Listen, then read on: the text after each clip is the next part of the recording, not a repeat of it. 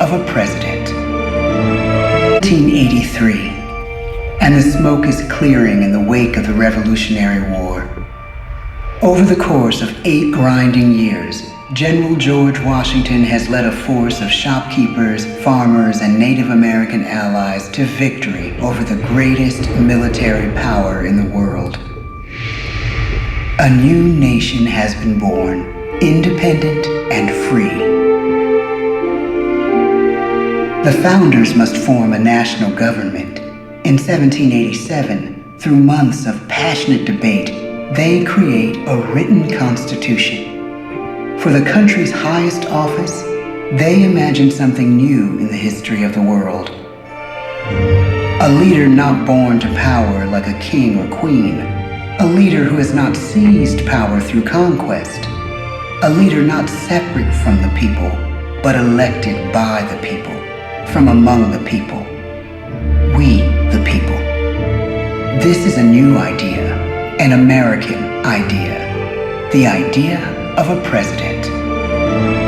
Stature and bearing have marked him as a leader. His integrity has made him a great one.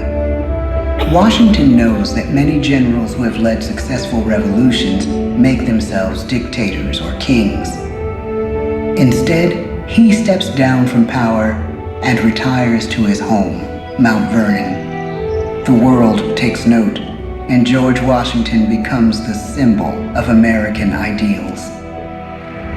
In the first presidential election, it's Washington by a landslide. The only doubt seems to be his own. He writes, "Integrity and firmness is all I can promise.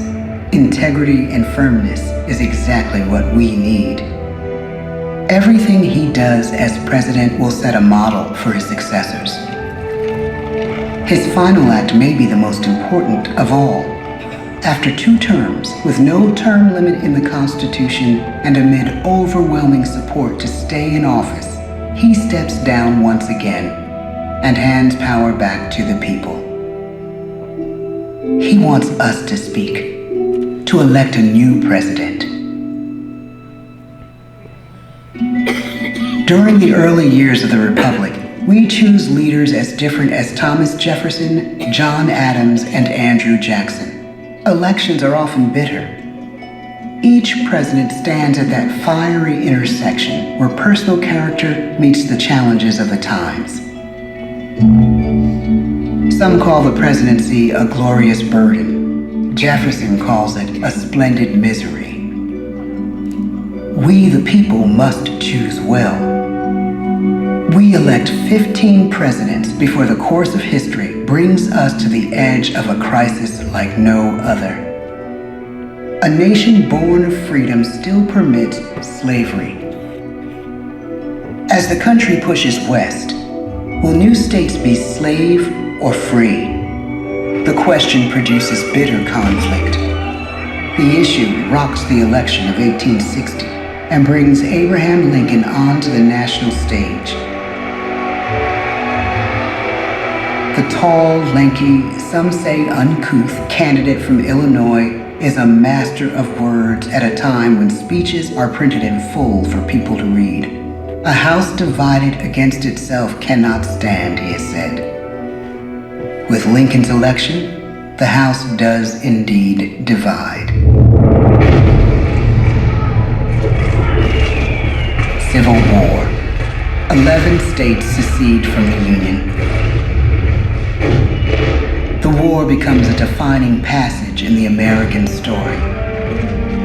The president's own inner strength and depth of character changed the course of history. Lincoln had come up the hard way, on the American frontier, desperately poor, with less than a year of formal schooling. His early years were scarred by tragedy, the death of his mother, his sister, his first love. He struggles with depression, but never loses his determination to rise above it. He once said he's driven by a desire to leave the world a little better place for having lived in it. The war rages. Lincoln fights to preserve the Union and end slavery. Neither is a sure thing. At Gettysburg, Pennsylvania, 6 months after one of the bloodiest battles of the war, the president dedicates a cemetery to the thousands of soldiers who died there, in words we can never forget. 70 years ago, our fathers brought forth on this continent a new nation, conceived in liberty and dedicated to the proposition that all men are created equal. Now we are engaged in a great civil war, testing whether that nation or any nation so conceived and so dedicated can long endure. We are met on a great battlefield of that war.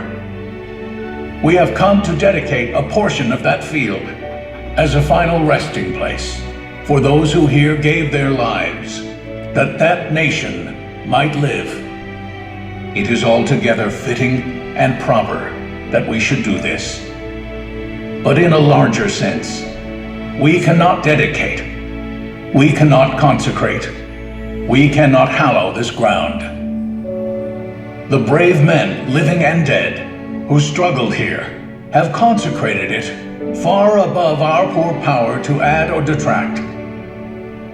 The world will little note, nor long remember what we say here, but it can never forget what they did here. It is for us, the living, rather, to be dedicated here to the unfinished work which they who fought here have thus far so nobly advanced. It is rather for us to be here dedicated to the great task remaining before us, that from these honored dead we take increased devotion to that cause for which they gave the last full measure of devotion. That we here highly resolve that these dead shall not have died in vain, that this nation, under God, shall have a new birth of freedom, and the government of the people, by the people, for the people, shall not perish from the earth. A new birth of freedom. With the end of the war and the end of slavery, a new birth truly begins. As we roll toward the 20th century, settlers roll west on wagon wheels and railroads connect the nation coast to coast. Millions of immigrants pour in from Europe and Asia. Population doubles. Our economy triples. Our standing among nations rises. We need presidents who can lead both at home and abroad. At the same time, a young Theodore Roosevelt is retreating from New York politics and personal tragedy. The death of his wife and his mother on the same day in the same house. In the Badlands of North Dakota, he rethinks his life and the life of his country. He returns stronger in body and spirit. His renewed energy is just what his country needs.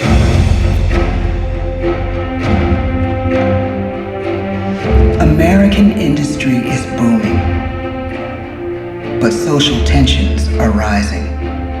A progressive movement is bubbling up, pushing for change, and change is needed in the working and living conditions in cities. The gap widens between rich and poor. The demand for change grows stronger.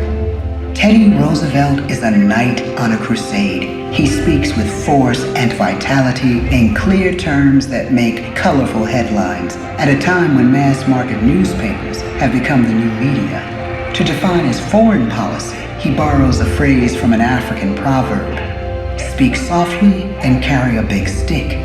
But his greatest accomplishments are made at home. He breaks up giant monopolies, protects workers' rights, and calls for a square deal for all Americans, rich and poor, capitalist and wage earner. Fair wage and a square deal for every man and every woman in the United States. He calls on America to be as great as the natural grandeur of its lands.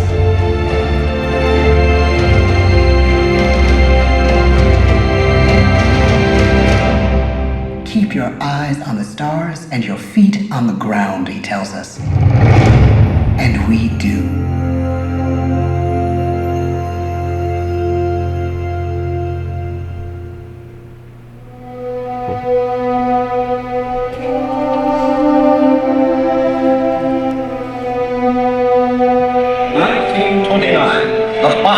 off of the market. 12 million unemployed. The bread lines and the soup. The results of the 1932 election now appear. When we elect our 32nd president, it is the worst of times.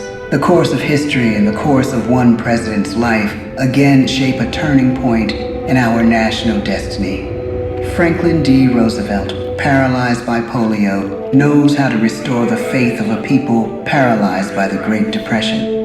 I believe in practical explanations and in practical policy. He has found the inner strength his countrymen now need. He speaks to us like a friend, a neighbor. His optimism is contagious, his voice perfect for the latest breakthrough medium, radio. He calls us to believe we have nothing to fear but fear itself. And we do believe. Tonight's attacks on England are perhaps the most widespread of the war in the course of the day. But an even greater challenge dominates his final years in office. The Second World War.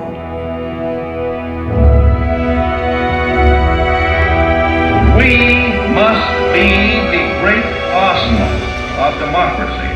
This is an emergency as serious as war itself. We stun the world with our production. When bombs fall on U.S. troops in Pearl Harbor, he calls us to fight on the war front and sacrifice on the home front.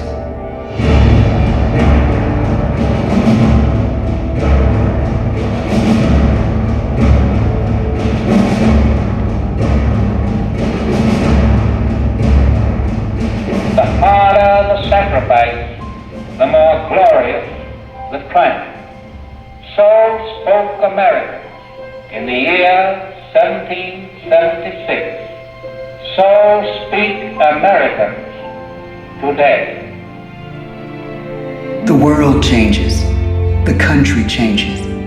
And yet, in one sense, what we need most from our presidents has never changed. A guiding vision that calls forth the best that America can be. Will outer space be developed for the benefit of all mankind? Or will it become another focus for the arms race? The choice is urgent, and it is ours to make. Ask not what your country can do for you. Ask what you can do for your country. But really, it's all of us who must overcome the crippling legacy of bigotry and injustice. And we shall overcome. One of the agreements that President Sadat and Prime Minister Begin are signing tonight is entitled A Framework for Peace in the Middle East. Mr. Gorbachev, tear down this wall. You have lost too much, but you have certainly not lost America. I can hear you. The rest of the world hears you. Loving this country requires the willingness to speak out for what is right, to shake up the status quo. That's America. Our presidency is no longer just an idea. It is an idea with a proud history. Of America.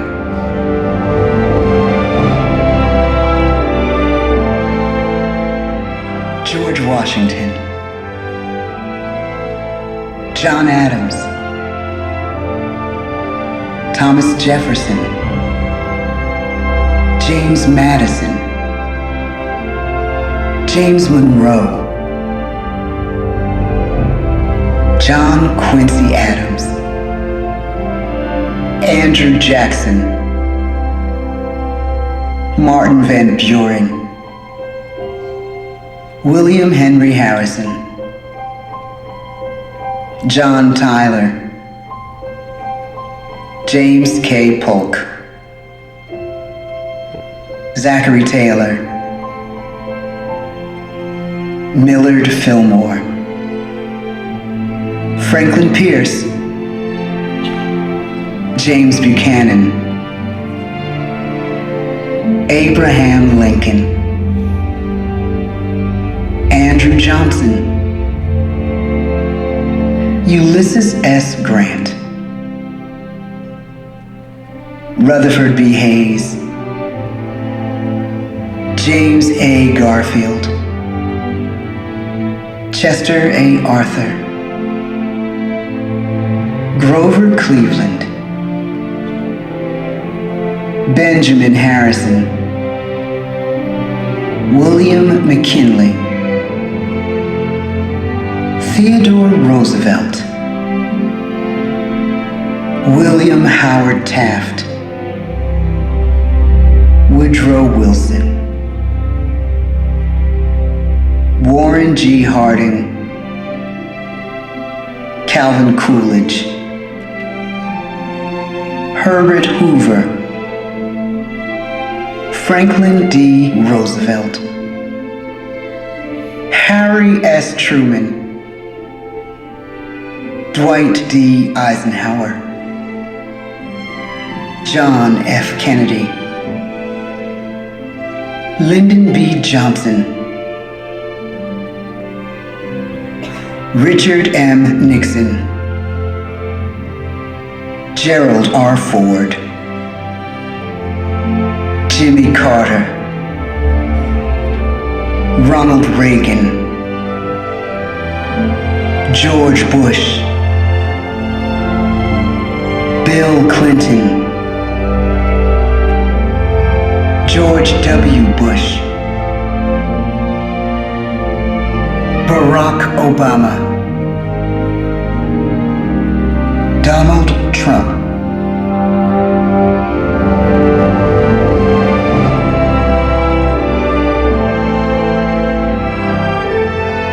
and now we come to the present. Once again, we place our trust in the idea of a president, as we have from the beginning. My fellow citizens, no event could have filled me with greater anxieties than that notification on the 14th day of April, 1789, that you had selected me to lead our nation. But it was with the confidence of my fellow citizens that I took an oath. 35 simple words that have been repeated by every American president throughout history. I, Joseph Robinette Biden Jr., do solemnly swear that I will faithfully execute the office of President of the United States, and I will, to the best of my ability, preserve, protect, and defend the Constitution of the United States. So help me God. The presidency of the United States is a role unique in the world, an office entrusted to each president by us, we the people. Therein lies the genius of that new idea, now over 200 years old. A new idea our presidents have turned into a great American idea again and again. Just got done finished the Hall of Presidents. Can you name all 47 or 48 presidents? Let me know in the comments. And also, it's a great attraction. It's definitely iconic for a reason.